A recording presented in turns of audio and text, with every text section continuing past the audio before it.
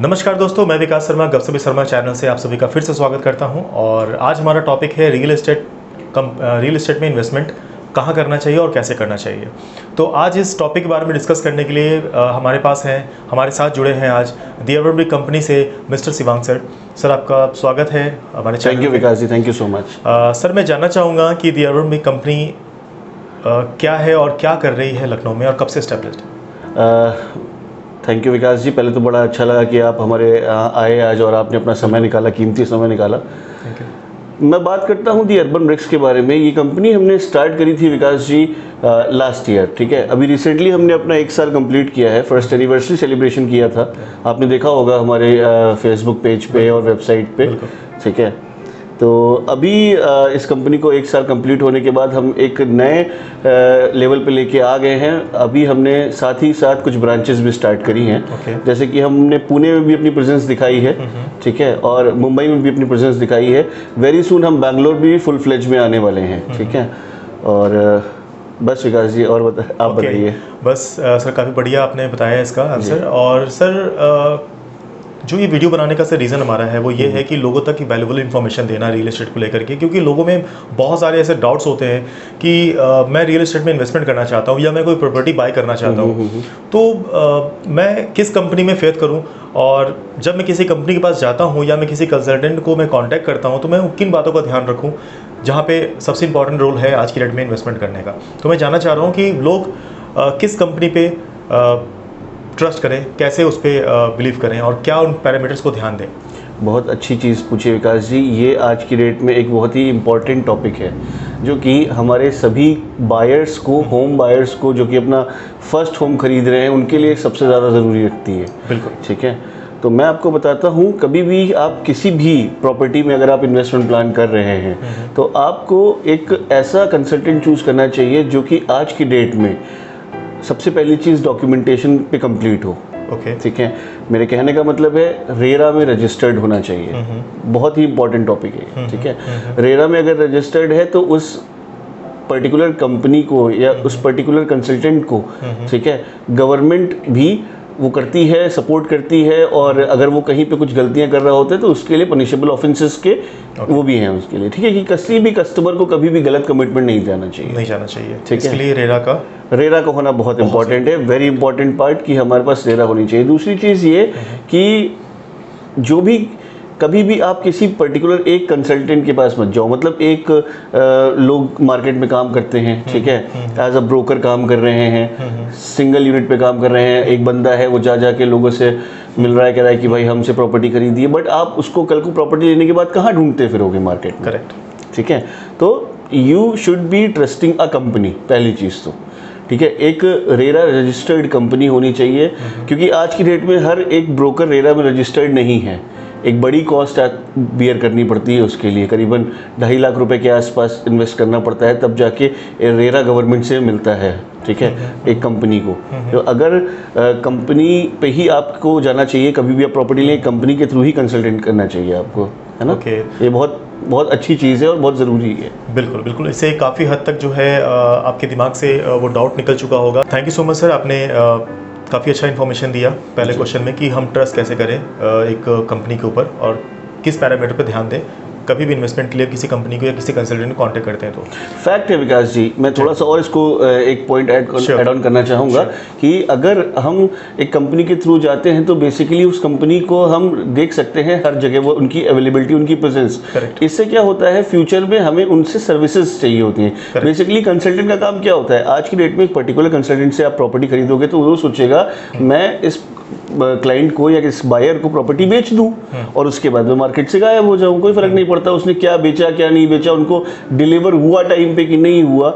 इसी वजह से कई बार बायर्स का भरोसा अंडर कंस्ट्रक्शन प्रॉपर्टी से खत्म हुआ है। एग्जैक्टली हो रहा है, ठीक है। लेकिन अगर इस ट्रस्ट को बिल्ड किए रहना है तो मेरा ये अनुरोध है, मेरा ये निवेदन है हमारे बायर्स से कि वो साथ ही साथ जुड़े, हमारे मतलब जितनी भी रजिस्टर्ड कंपनियां हैं इनके थ्रू ही कंसल्टिंग करें। उनको हम लोग क्या करते हैं, हम लोग सर्विसेज देते हैं, ठीक है, उनका लोन कराते हैं, लोन की फैसिलिटीज़ घर बैठ के देते हैं, साथ ही साथ उनके पोजीशन तक मिलने तक हम उनके साथ रहते हैं। कि जब वो गृह प्रवेश करें तो हमें बुलाएं एक बार। बहुत बढ़िया, ठीक है। बहुत बढ़िया। तो हमारी सोच सर ऐसी रहती है विकास। करेक्ट। तो सर चलते हैं अपने दूसरे क्वेश्चन की तरफ जी।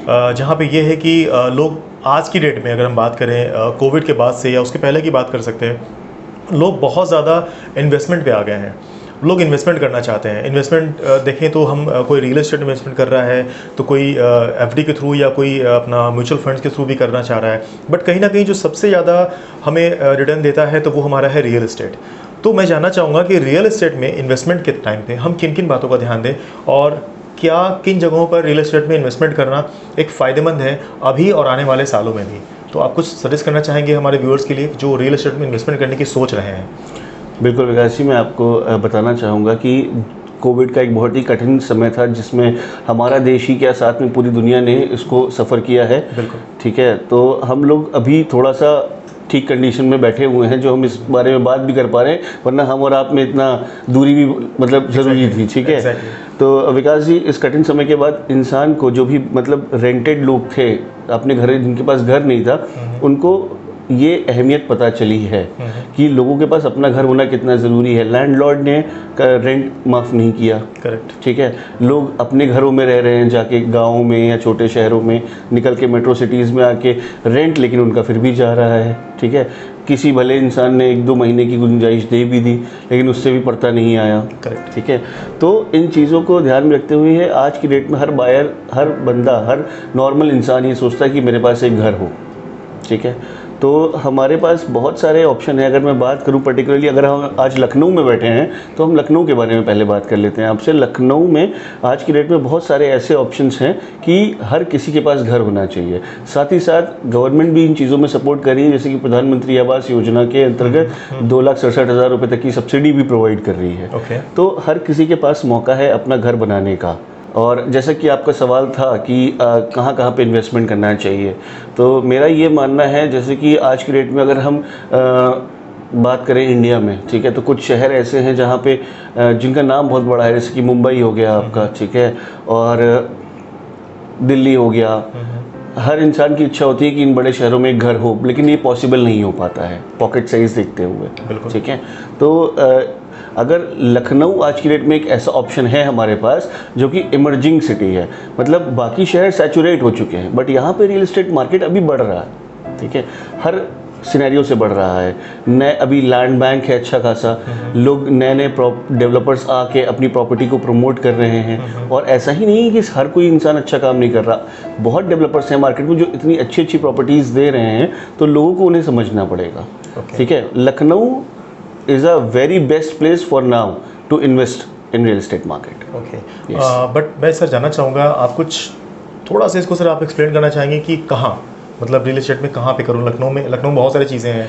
लखनऊ में बिल्कुल बहुत सारी चीज़ें हैं, जैसे कि लखनऊ अभी हमारा जो ईस्टर्न यूपी है, तो इनके जो थॉट प्रोसेस है वो ये होता है कि ज़मीन भी अपनी हो और छत भी अपनी हो। बिल्कुल। ठीक है, ये अभी हमारे यहाँ पे वो कल्चर नहीं आया है, जैसे कि मुंबई, पुणे, दिल्ली, नोएडा, ये कल्चर वहाँ पे ज़्यादा है कि अपार्टमेंट्स में लोग, क्योंकि वहाँ पे लैंड बैंक्स बहुत ज़्यादा महंगी हैं। बट यहाँ पे अभी ये ऑप्शंस हैं हमारे पास कई ऑप्शन ऐसे हैं कि हम लोगों को विलास दे सकते हैं। ठीक है, एक गेटेड सोसाइटी के अंदर रॉ हाउसेस बन रहे हैं जिनको सिंप्लेक्स कहते हैं, जो नीचे का फ्लोर बनाते हैं, और डुप्लेक्स कहते हैं तो 2 फ्लोर मिलते हैं। राइट, तो गेटेड सोसाइटी, सिक्योरिटी बहुत बड़ा पॉइंट होता है आज की डेट में।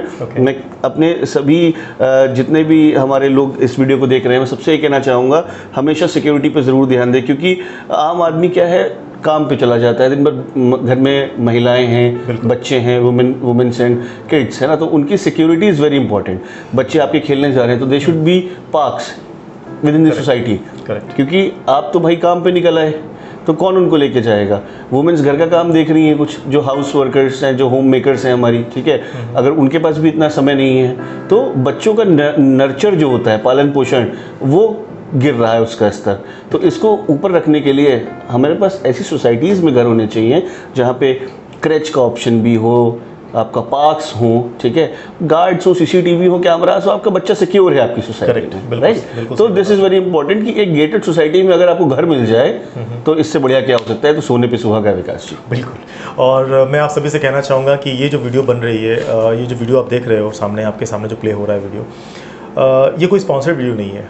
ठीक है, पहले बताना चाहूँगा मैंने काफ़ी अच्छा फीडबैक लिया मार्केट से और मैंने रिव्यूज़ चेक किए, तो मुझे काफ़ी अच्छा लगा कि दी अर्बन ब्रिक कंपनी में कुछ ऐसे लोग हैं जो काफ़ी अच्छा काम कर रहे हैं, पूरी कंपनी अच्छा काम कर रही है और लोगों को एक अच्छा इन्फॉर्मेशन, लोगों को एक अच्छा गाइडेंस प्रोवाइड कर रही है ये कंपनी। तो मैं यहाँ तक आया आप लोगों तक वैल्यूबल इन्फॉर्मेशन देने के लिए। सर, कंसल्टेंट का मतलब सिर्फ प्रॉपर्टी बेचना ही नहीं होता। बिल्कुल बिल्कुल। कंसल्टेंट का मतलब होता है इन एंड आउट्स, प्रॉपर्टी के मेरिट्स एंड डीमेरिट्स सारे कस्टमर को बताएं।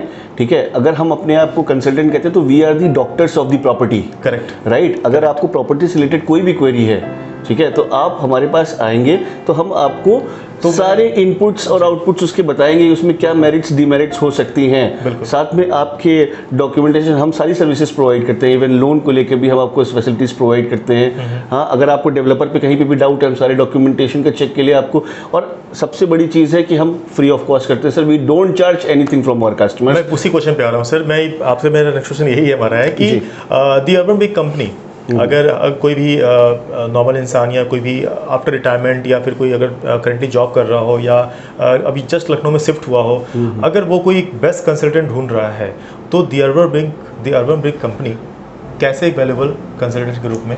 सर बिल्कुल राइट। आप ऐसा क्या करते हो कि बाकी कंपनीज नहीं करती? सर बिल्कुल राइट प्लेटफॉर्म है और बिल्कुल बेस्ट जगह है। ठीक है, मैंने आपको ये चीज़ पहले ही शायद इसका जवाब दे दिया कि सर हम प्रॉपर्टी के मेरिट्स ही नहीं बताते हैं, हम उसके डीमेरिट्स भी बताएंगे आपको। ठीक है, और वो प्रॉपर्टी फ्यूचर में आपको कितने % तक का अप्रिसिएशन दे सकती है अगर आप इन्वेस्टमेंट देख रहे हो, that is return on investment, ROI calculation, हम आपको पूरा का पूरा आपको एक्सप्लेनेशन देंगे उस पर।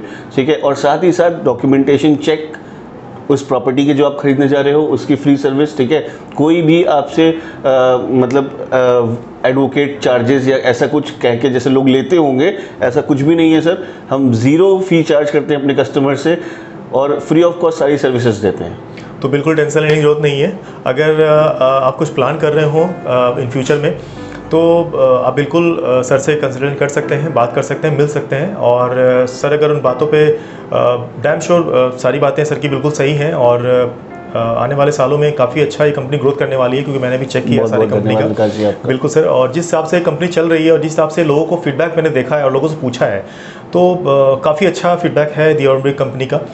तो मैं उम्मीद करता हूँ कि मैं नेक्स्ट वीडियो में आपके पास फिर से आऊँ। शिवांग सर हमारे साथ फिर से जुड़े हैं इस वीडियो में। और सबसे इम्पॉर्टेंट चीज़, अगर हम लोगों से कोई सवाल रह गया हो, कुछ क्वेश्चंस ऐसे हो जो आपके माइंड में हो, पूछ ना पाए हम लोग, मैं आप तक ना पहुंचा पाया हूं, तो नीचे कमेंट सेक्शन है, आप उस पर जाओ, अपना क्वेश्चंस वहां पे लिखो, आप उसमें डालो। और साथ ही साथ दी अर्बन ब्रिक कंपनी का मैं कॉन्टैक्ट नंबर नीचे फ्लैश कर दूंगा, आप वहाँ पर जा करके डायरेक्टली आप कंपनी से कॉल कर सकते हो, बात कर सकते हो। और अगर आप बात नहीं करना चाहते हो, सिर्फ क्वेश्चन पूछना चाहते हो, तो कमेंट सेक्शन में जाओ, आप कमेंट लिखो, आपका आंसर जरूर वहाँ मिलेगा। तब तक के लिए धन्यवाद।